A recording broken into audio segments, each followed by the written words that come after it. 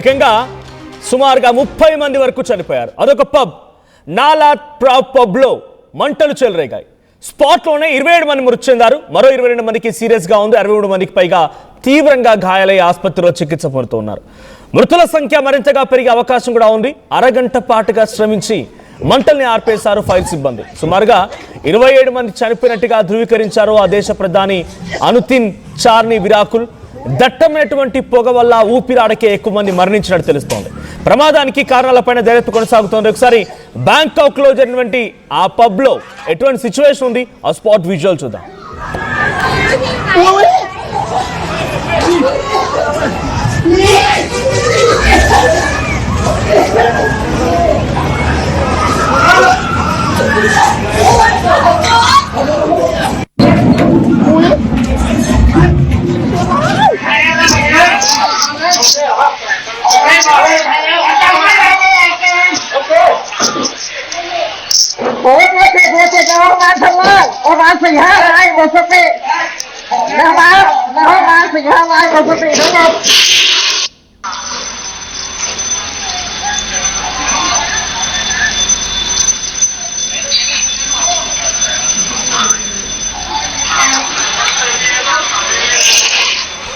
Thailand రాజధాని Bangkok లో ఘోరాగ్ని ప్రమాదం చోటు చేసుకుంది.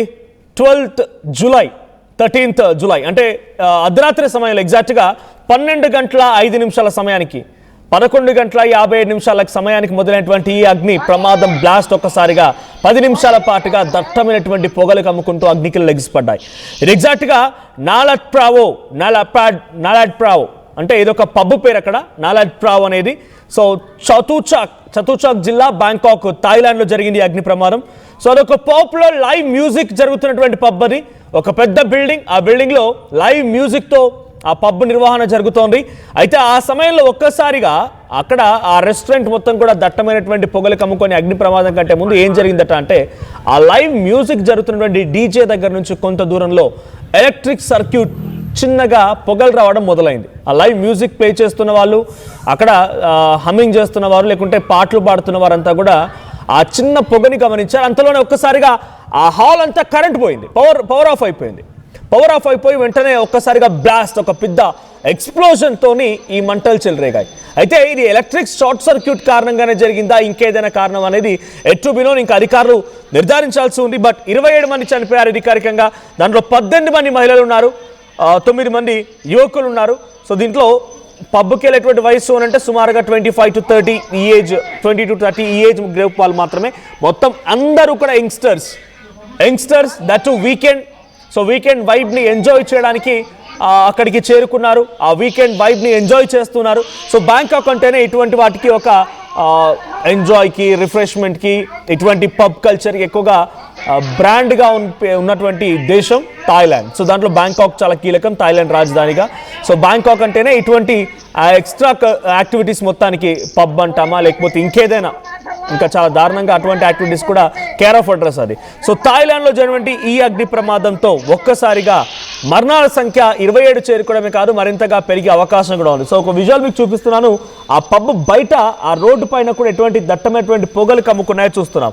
ఎగ్జాక్ట్లీ 11:57కి ఎక్స్ప్లోజన్ జరిగింది. So electrical circuit near the stage, electrical circuit breaker near the stage. So స్టేజ్కి సమీపంగా ఉన్నటువంటి ఒక ఎలక్ట్రిక్ సర్క్యూట్ బ్రేకర్ అది బ్లాస్ట్ అయింది, పవర్ ఫెయిల్యూర్ అయిపోయింది. ఒకసారిగా హాల్ అంతా పవర్ పోయింది. ఆ తర్వాత ఎక్స్ప్లోజన్ కంటిన్యూస్గా ఆ హాల్ కానీ ఇంకా ఇతరత్ర ఆ బిల్డింగ్ మొత్తం కూడా దట్టమైనటువంటి నల్లని పొగలు. చూడండి, అదేదో సినిమాలో కంప్లీట్గా, లేకపోతే మనం దాన్ని ఏమంటారు, స్పార్కిల్స్, మన బర్త్డే పార్టీస్ అప్పుడు స్పార్కిల్ లేదా ఫైర్ గన్స్ వాడుతూ ఉంటాం. ఆ ఫైర్ గన్స్ వాడితే ఎలాగైతే మంటలు వస్తాయో అదే మాదిరిగా అక్కడ మంటలు చూడండి, మంటలు కమ్ముతూ ఉన్నాయి, మంటలు కక్కుతూ ఉంది. అక్కడ ఎగ్జాక్ట్గా ఆ మంటలు కక్కేటువంటి ఆ దృశ్యాలు మనం చూస్తూ ఉన్నాం. బయట సిచ్యువేషన్ ఎలా ఉందనేది. సో ఆ బిల్డింగ్లో నుంచి మంటలు కక్కుతూ ఉన్నాయి. ఆ మంటలన్నీ కూడా ఎలా వస్తున్నాయి, ఆ లైవ్ విజువల్స్ మనం చూడొచ్చు. సో ఇక్కడ చూస్తున్నటువంటి సిచ్యువేషన్ అంతా పరుగులు పెడుతున్నారు, ఎవరికేం అర్థం కావడం లేదు. నల్లని పొగలు, బాగా అగ్నికల్ లెగిసిపడడం, మంటలు కక్కుతూ ఆ మంటలు వచ్చే విధానం చూస్తేనే ఎవరో నిజంగా నిప్పెట్టేసి ఆ ఫైర్ని వదులుతున్నారన్నట్టుగా ఆ మంటలు వస్తూ ఉన్నాయి. సో ఆ నల్లని పొగలతో ఆ బిల్డింగ్ మొత్తం కూడా కమ్ముకుండా కొంతమంది ఆ బాత్రూమ్ వైపుగా వెళ్ళారంట.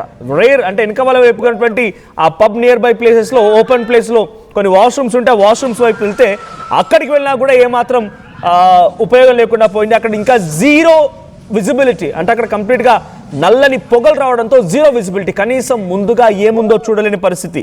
సో ఆ సిచ్యువేషన్లో ఆ ప్రాంతం అంతా జీరో విజిబిలిటీతో కంప్లీట్గా శ్వాస ఆడకనే, అంటే డైరెక్ట్గా ఈ అగ్నికి ఆహుతైన వారు, సజీవ దహనమైన వారు సుమారుగా 10ల సంఖ్యలో 10-15 మంది ఉంటే మిగిలిన వారంతా కూడా ఆ నల్లని పొగలతో కనీసం శ్వాస తీసుకోలేక ఇబ్బంది పడిపోయి చనిపోయిన వారే.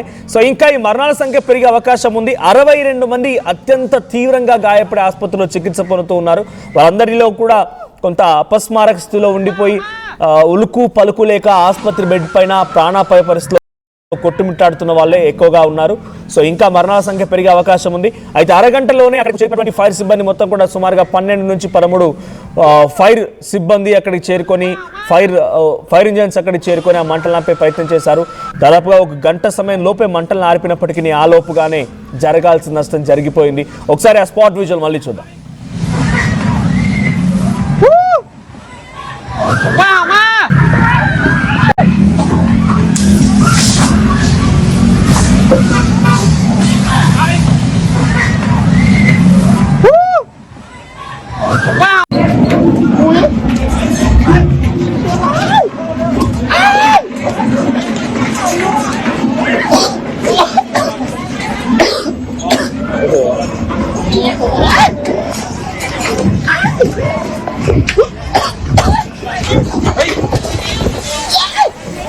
రైట్, సో సిచ్యువేషన్ మరి ఎక్స్ట్రీమ్ గా మారిపోయింది. ఆ విజువల్స్ మనం చూడొచ్చు. దట్టమైనటువంటి పొగలు కమ్ముకొని అందరూ కూడా శ్వాస తీసుకోలేక దగ్గుతూ ఉన్నారు, శ్వాస తీసుకోలేక ఇబ్బంది పడిపోతున్నారు. ఏకంగా పబ్బు లోపలే కాదు, పబ్బు బయట కూడా అదే స్థాయిలో ఆ మంటలు కనబడుతూ ఉన్నాయి, ఆ దట్టమైన పొగలు కనబడుతున్నాయి. బయట నుంచి కూడా విజువల్స్ మీరు చూడొచ్చు. సో బయట ఒక ఫ్లైఓవర్ ఉంది, ఆ ఫ్లైఓవర్ కింద వారంతా కూడా నిల్చొనిపోయి శ్వాస తీసుకోలేక దగ్గుతూ అలా ఉంటున్న సమయంలో అక్కడికి హుటాహుటిన అంబులెన్సులు చేరుకొని వారందరినీ ఆసుపత్రి తరలించాయి. సో 12కు